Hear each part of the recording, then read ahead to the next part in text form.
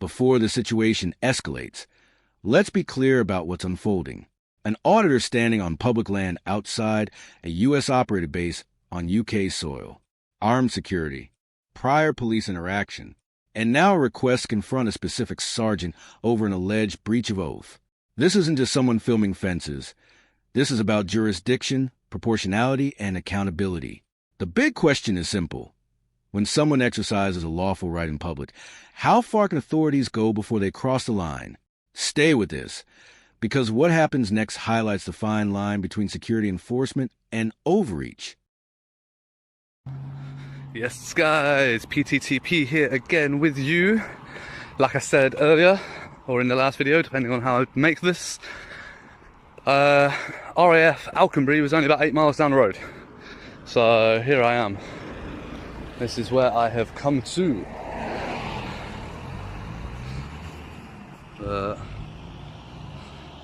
That's home of the 423rd Air Base Group, 501st Combat Support Wing.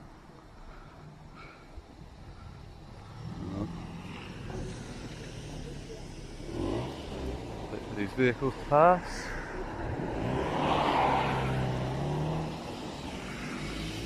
Kids in that car. Yeah, there's quite a few vehicles coming out there.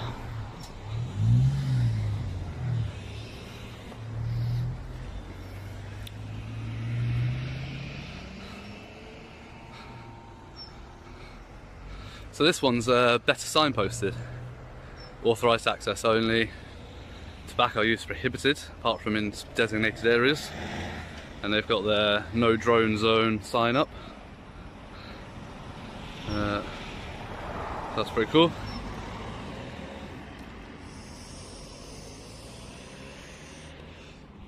So yeah, they've got their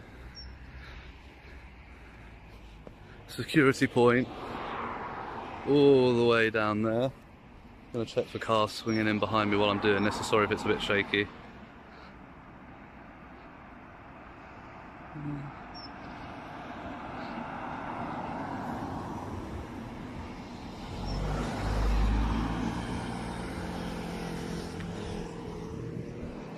But yeah, as you can see, there's no stop sign on this base as you come out.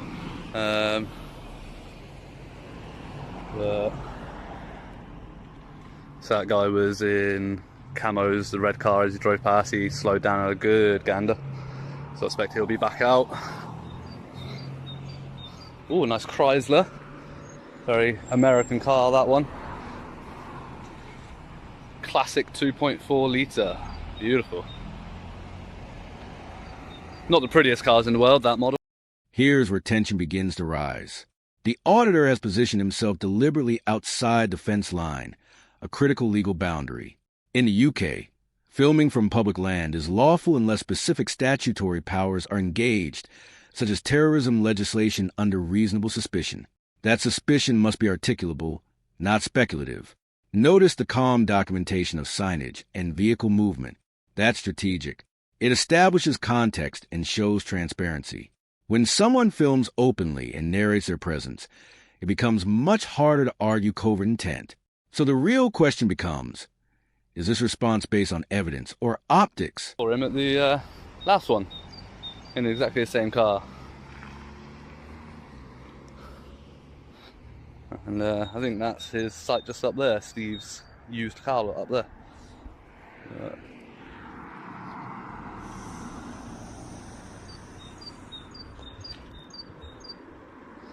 So yeah, as soon as somebody stops, we'll ask them about Sergeant 4810 and his superior. I want them on the scene. That's who I want to talk to.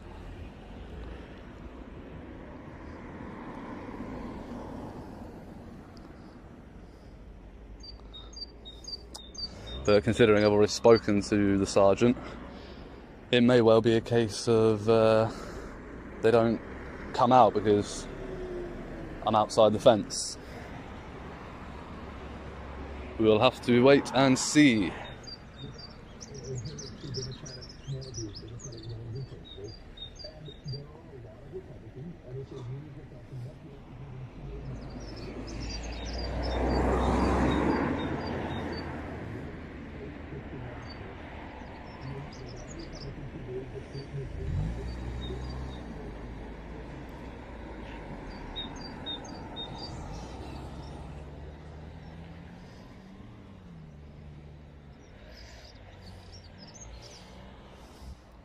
Oh, I can see somebody in uniform walking down on the grass. The rifles are what visually shift this encounter. Armed security at U.S.-linked installations isn't abnormal, but proportionality matters. A lone individual with a handheld camera, standing outside the perimeter, does not automatically equate to threat escalation.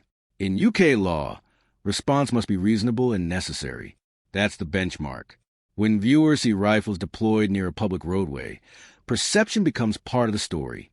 Does this enhance safety or create intimidation? Security presence alone isn't unlawful, but the optics absolutely influence public trust, and trust is foundational in any lawful authority structure. Back towards where I'm going.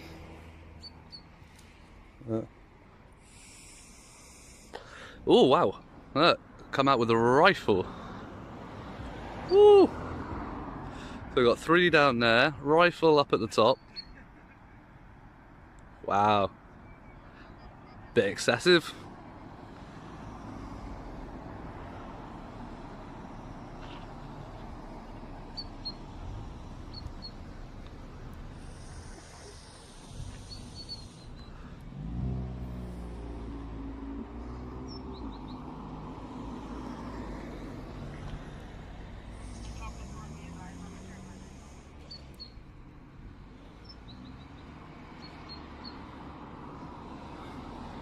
So he's gone up there to support him.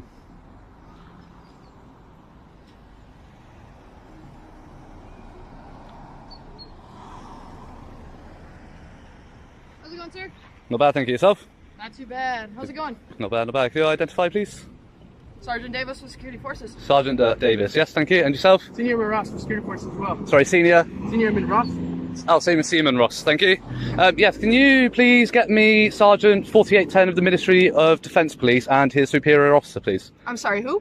Sergeant 4810 is his collar number of the British Ministry of Defence Police. I've had an interaction with him at RAF Molesworth. Absolutely. And I want him and his superior, please. Absolutely. Thank you very much. Control Police 1, be advised, member is requesting. Now we enter familiar territory. Identification requests. In the UK, there is no general obligation to provide ID unless under arrest or lawfully detained under specific statutory powers. The officer asks. The auditor declines. That exchange is entirely lawful on both sides. What's interesting is a shift from formal questioning to casual small talk. That technique, rapport building, is commonly used to lower defenses. It's not illegal, but it is strategic. The auditor clearly recognizes it and sets boundaries. Ask yourself, would you have engaged in that conversation or kept it strictly procedural? No, not the same individuals, just the sergeant and his superior, please. His superior wasn't there. I want to make a complaint. I can't make a complaint to him about him.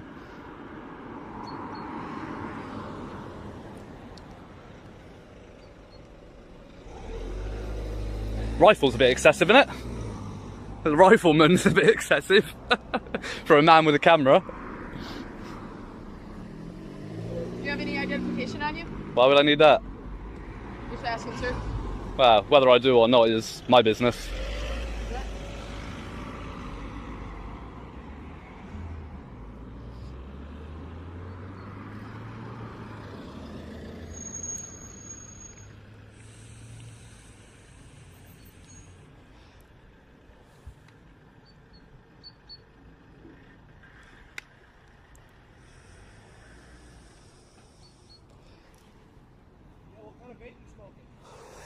This one is an Elux. Oh, where'd you get it at? Store.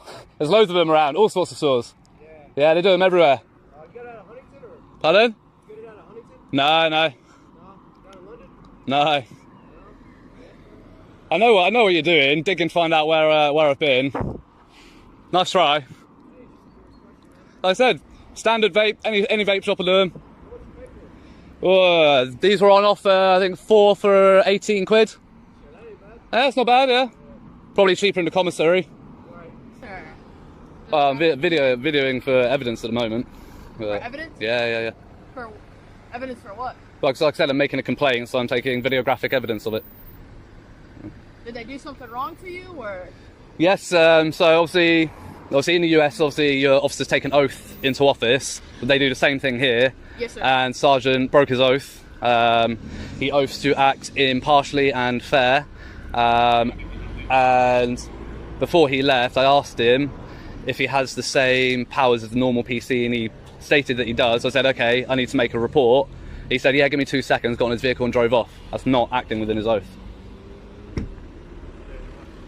Hello again. Yeah, bud.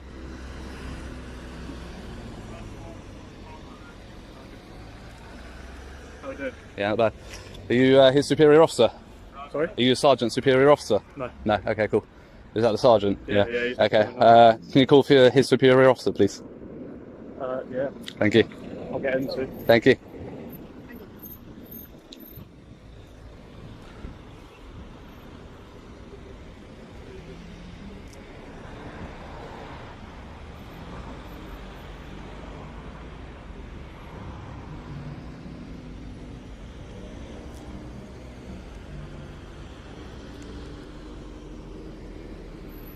Do you vape, do you?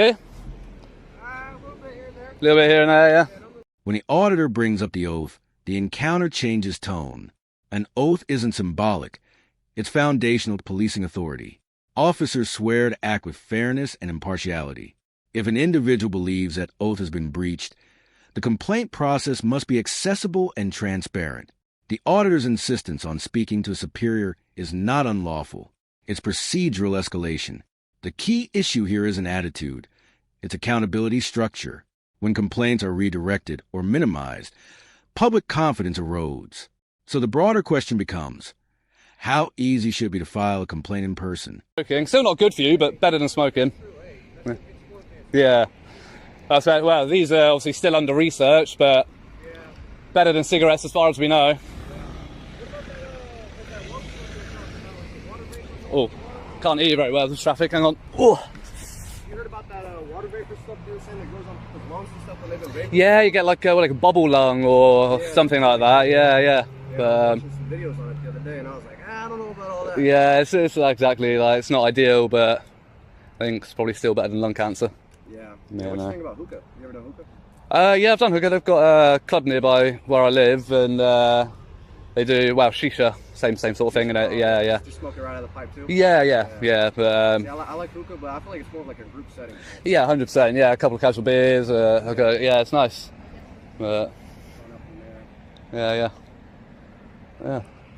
You a beer guy or a whiskey kind of guy? Depends on the setting. I used to drink a lot of whiskey when I was younger. Yeah.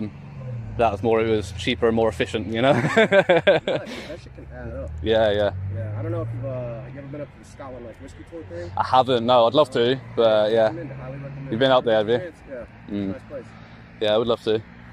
But all right, Sergeant's here, so I'm gonna go talk to him. Cheers, though.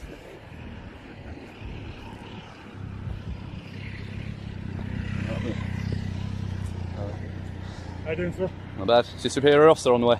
Second, sorry? Is your superior on the way? No, he's not local to here. He's not local here. No. Do you want to pass me your details and I can pass your phone number to him to give you a ring? No, you can give me his email address. Email address? And I'll contact get him. him. To give you a ring if you want. No, because then you get my details. That's a shame. Yeah, nice try. No worries. I'll give him a ring now if you want. Yeah, if I can speak to him on the phone, as long as he takes a complaint. No, not a problem at all.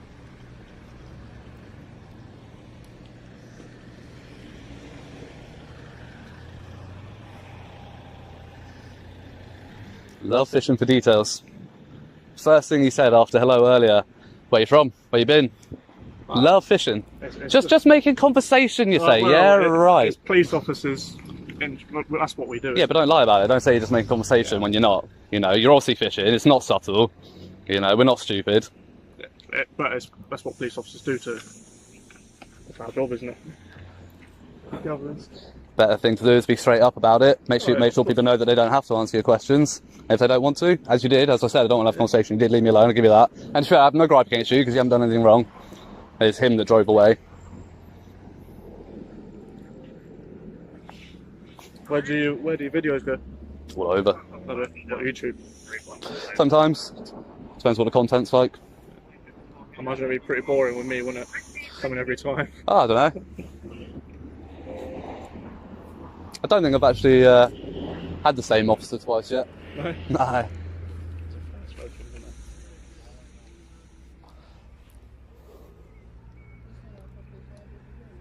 No, the ideal situation is they don't get any police officers, to be fair. What do you do? Just go around to different military establishments, do you? No, as I was saying to one of the US ones earlier, it's actually the first time I've been to a military base. I film all sorts of different things, you know, just do public photography in general. I find stuff like this interesting, so I like to take pictures. Yeah, so... Yeah. At least you picked a nice day for it. Yeah. Could be worse. Yeah. Just running out here in the rain. Oh, trust me, I've done that. When I've set off to go somewhere, it's been lovely weather. 10 minutes later, it chucks it down the rain. But typical England, you know. The body-worn camera discussion is more significant than it may seem. Modern policing increasingly relies on recording interactions to protect both officers and the public. Without video, disputes rely on credibility assessments. Courts often weigh officer testimony heavily unless contradicted by evidence. The auditor openly acknowledges this reality. Transparency through recording reduces friction, clarifies events, and strengthens institutional trust. So when cameras aren't present, especially during contentious exchanges, accountability becomes harder to verify. Would this interaction feel different if every officer on scene was recording?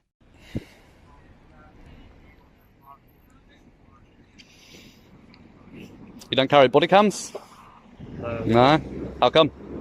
We just haven't been issued. No? Good idea, really, aren't they? Oh, yeah. You know, Absolutely.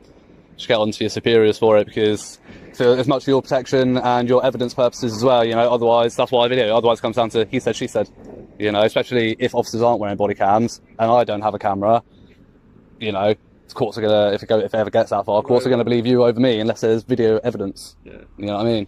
It is in use in our force. Yeah. Different sites, but... Do you guys carry body cams? I suppose you don't really come out of sight that often, do you? So.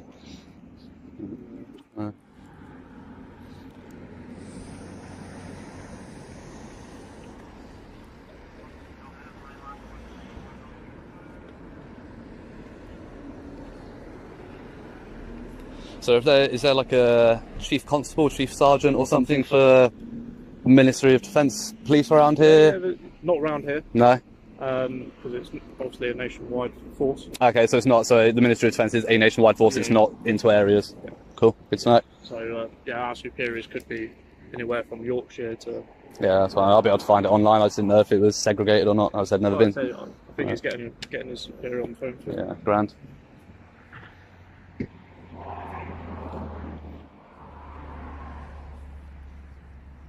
I hope his superior is not telling him to write down the complaint, because that would be very unprofessional to give the complaint to the person I want to...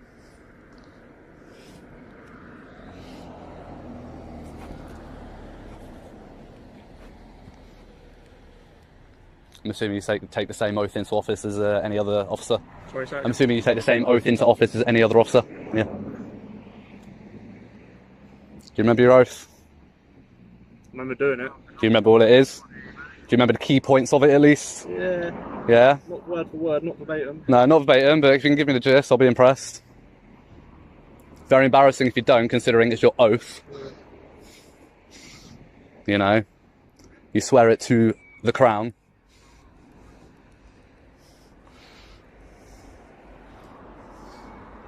Take that as a no.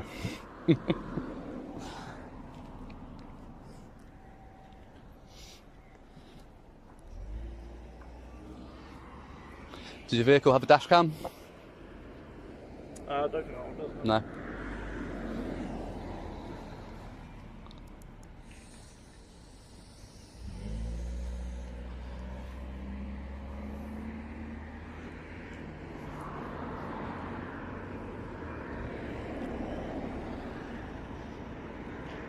Did you walk from Molesworth over here, or did you drive?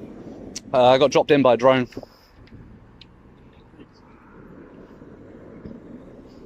Outside the drone area, of course, outside the geofence. Didn't know drones could do that. Yeah. Get an aerial Chinook like on a Apache or something. We go to phone number ring. Brilliant. That's our professional standards department. If you wish to make a complaint, phone that number. I know what your professional standards thing is, but I want to talk to your supervisor. Yeah, but you've gone through that. I have the right to do. I have the right to complain in person. You know that. Through that number. Okay, that'll be 2 complaints then. One against you and... This is a turning point. When pressed on the oath and complaint process, the officer disengages. That disengagement speaks volumes. Authority carries responsibility. And when challenged, professionalism is tested. The auditor's persistence remains verbal and non-physical. There is no trespass, no obstruction, no arrest threshold met. Yet tension rises purely from scrutiny. And that's often the core of audit encounters. Discomfort under accountability. Whether you agree with the tactic or not, scrutiny of public officials is legally protected in public spaces. The encounter cools, but the underlying questions remain. Doesn't care about his oath, does he? So we've got one officer who doesn't even know what his oath is, and one who just clearly does not care at all.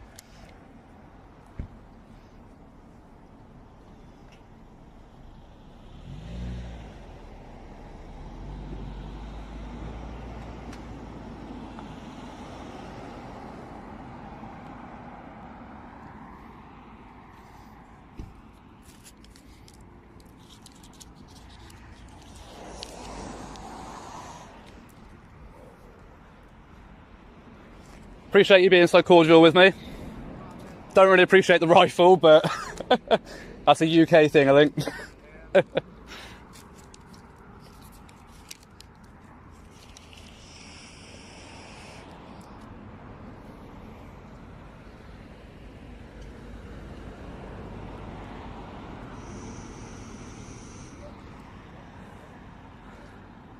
So there we have it, guys. Sergeant who breaks his oath. Officer PC who doesn't know his oath. Sergeant clearly has no interest in his oath. State of the police in the UK.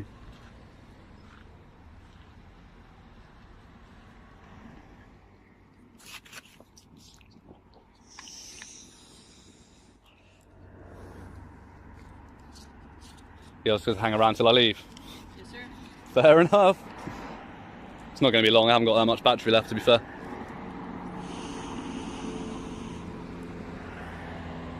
I wouldn't set foot on site anyway. Get arrested for that. Absolutely. And then you'd have the right to ID me.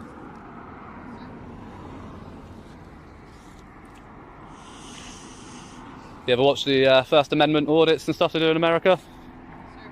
Similar sort of thing. In the end, there is no detention, no arrest, and no charge because no crime has been committed. The auditor remained outside the perimeter. Identification was requested but not legally compelled. Armed presence, while lawful in context, raised proportionality concerns.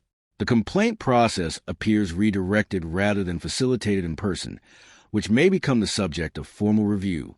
This encounter ultimately reinforces 3 lessons. Know your rights regarding identification. Understand that casual questioning can serve investigative purposes. And remember that accountability must work both ways. If you found this case as thought-provoking as we did, make sure to hit that like button. Share your thoughts in the comments, especially whether you believe the response was proportionate. And don't forget to subscribe for more in-depth legal breakdowns and real-world accountability audits.